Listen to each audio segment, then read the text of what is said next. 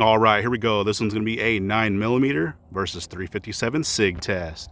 So the one on the left is the 127 grain plus P plus Winchester Ranger SXT. That's what that one looks like. It does have your nickel plated brass on that, and it is rated at 1250 feet per second. And for a 357 SIG, that one is the 125 grain Winchester Ranger. That one is the Ranger T series, so a little bit newer generation of the SXT. That one also has your nickel plated brass, and that's rated at 1350 feet per second. So I have tested both of these in the past, but not head to head. So we're going to see how they do today.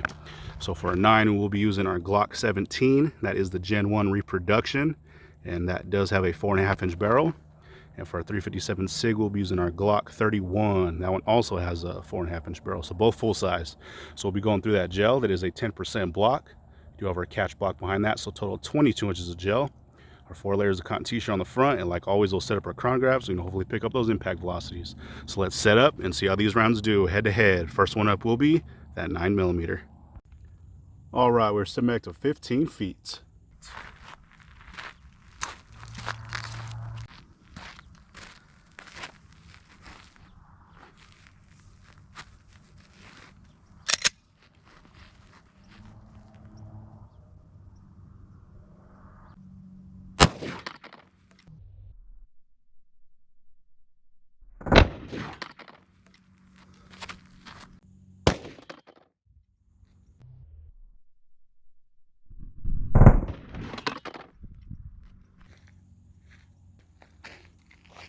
All right, let's see what we did on that one. So it looks like our impact velocity on that one was 1,336 feet per second. So not too bad at all for that one. And that is some of the closest stuff that I've been able to find in 9mm that, gets right on the low end of 357 SIG. Especially, when we're shooting like the Glock 33 and stuff. But anyways, so let's see how we did on that one. So you can see that entry hole. So we got a nice good hit. Nice hole right there. You can see right down in there, and it looks like we got a really good star pattern so far. So let's see how we did from the top. Oh yeah, not too bad at all. Looks like we got a nice big star pattern so far, going all the way through, and that one does look like we did make it into that second block. So let's see what kind of measurement we have here from the side, actually from the top. So at our widest spot, we are right at 2¼ inches, so not too bad at all. Not the biggest stretch, but still pretty good. And let's see from the side. So it looks like as soon as this one came in, pretty much immediately started opening up. You can see quite a bit of fragmentation going on in there. And then it did settle down just a little bit towards the end, and we did make it into that second block.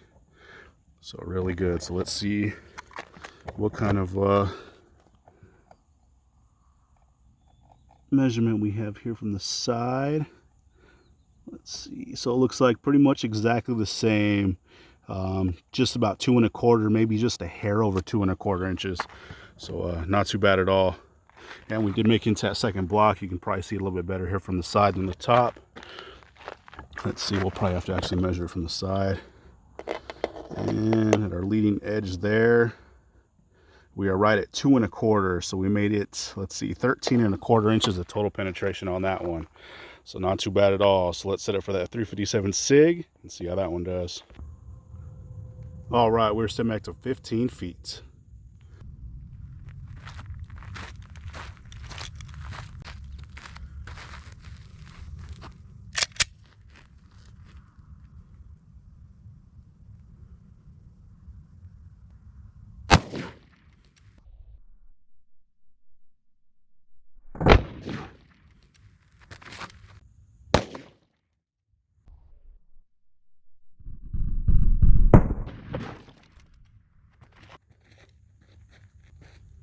All right, let's see what we did on that one.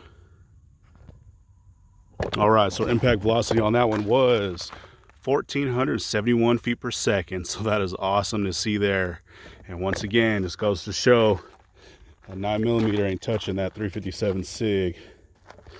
I know a lot of people like to compare, but not even close there. So let's see how we did here. All right, so it looks like I got a pretty good entry on that one.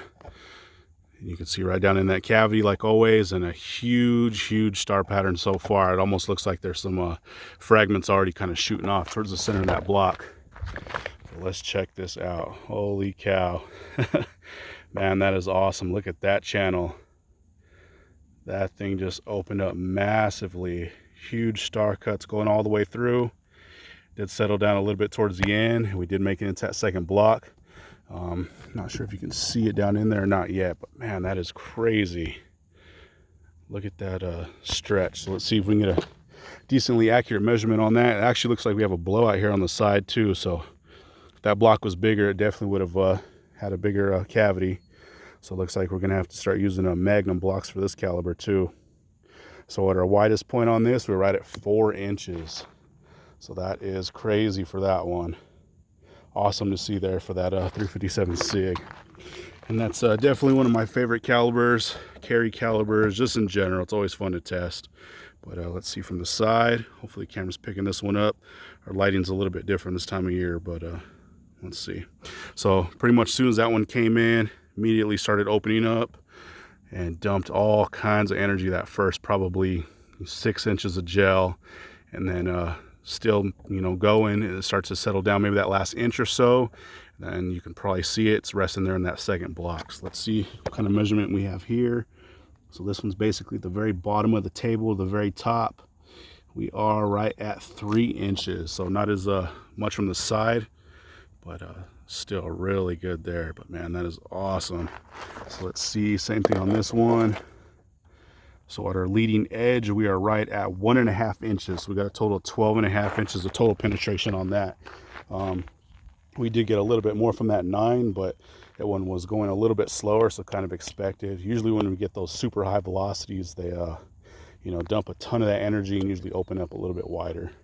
But let's check out these channels one more time from the top. Man, that is crazy. Ton of energy. So this one here on the right, hopefully we're not standing in the light, is that 9, came in. You can see quite a bit of fragmentation in that one also. And perfectly, you know, really nice star cuts in that one. Perfect spiral pattern going all the way through. We did make it into that second one. And for that 357 SIG, same thing on that.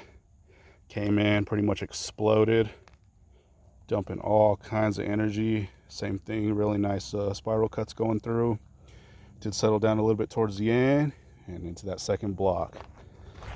So those are both really awesome rounds. Like I said before, I know a lot of people don't really care for the Ranger T or SXTs, you know, because they usually don't perform well for them, but I've never had any type of issue here in this gel. But anyway, so let's pull these rounds and see what they look like. All right, check these things out. They both got some awesome expansion. Really big slugs right there. So the one on the right is a 9, one on the left is that 357 SIG. So here is that 9. That one just opened up. That is one gnarly looking round right there. Kind of peeled off all those tail ends. It's probably what's left in that gel. But man, that opened up really nicely. Ton of expansion there.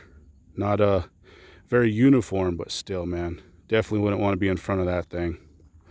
So there is that one, and here is that 357 SIG. Same on this one. Opened up really nicely. This one's a little bit more uniform. Perfect mushrooming on that.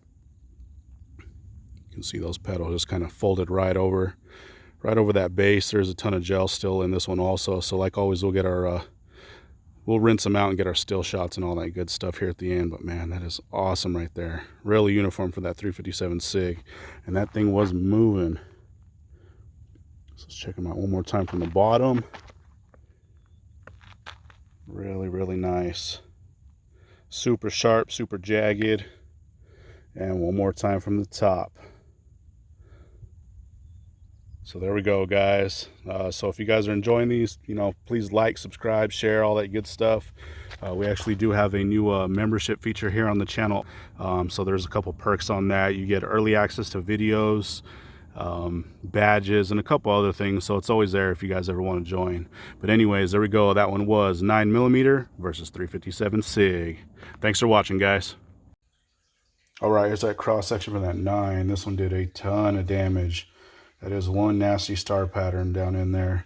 And there's quite a few fragments that it left in there also. Same thing on this side. Really big splits going on. I did remeasure these, and they are sitting right at 2 3/4 inches on average, kind of all the way around. So pretty nasty stuff right there. So let's cut it open. All right, so here's after being cut. So this bottom is the right, this top is the left. So you can see as soon as this thing came in, right about that 1/4 inch mark, opened up really nicely. There's a huge stretch going all the way through. It did drop a little bit of that lead right away, and a little bit more of that cotton t-shirt, but that is one nasty path right there. And that thing was moving out pretty good too, especially for a 9, getting over 1,300 feet per second. That's pretty impressive.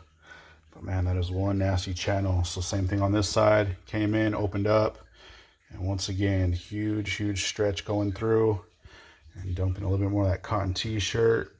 Just some nasty cuts in there. It looks like there's a couple more fragments. I pulled out one so far. There was a few more that were kind of laying on the table, so we'll put all that together here at the end for our pictures. But yeah, that was definitely some nasty stuff, especially that full size. Let's see if we can get a little bit different angle. But you can see those nasty cuts in there.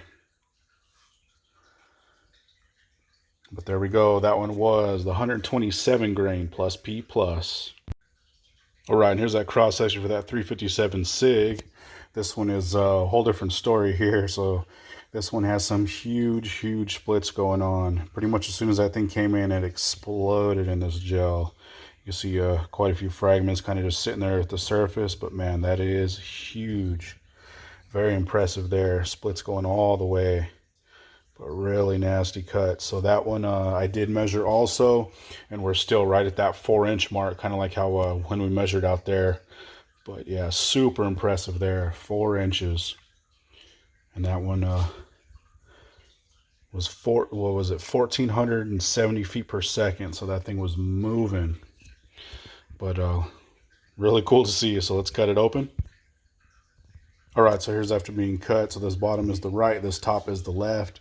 So you can see same thing with this one. As soon as it came in, right at that 1/4 inch mark, just blew up. It's a huge stretch going all the way through. And once again, some super deep, nasty cuts going on. There's a few fragments that are way down in there. But yeah, that is definitely one nasty round for sure. And same thing on this top. Came in, opened up. Once again, huge cut, huge splits. Did drag in a little bit of that cotton t-shirt there. Man, that is one awesome round. Can't say it enough. That thing was very impressive. Let's see if we can get a little bit different angle. You can kind of tell right here just how huge that cut is. Nasty stuff for sure. There we go, guys. That one was that 357 SIG Winchester Ranger T Series.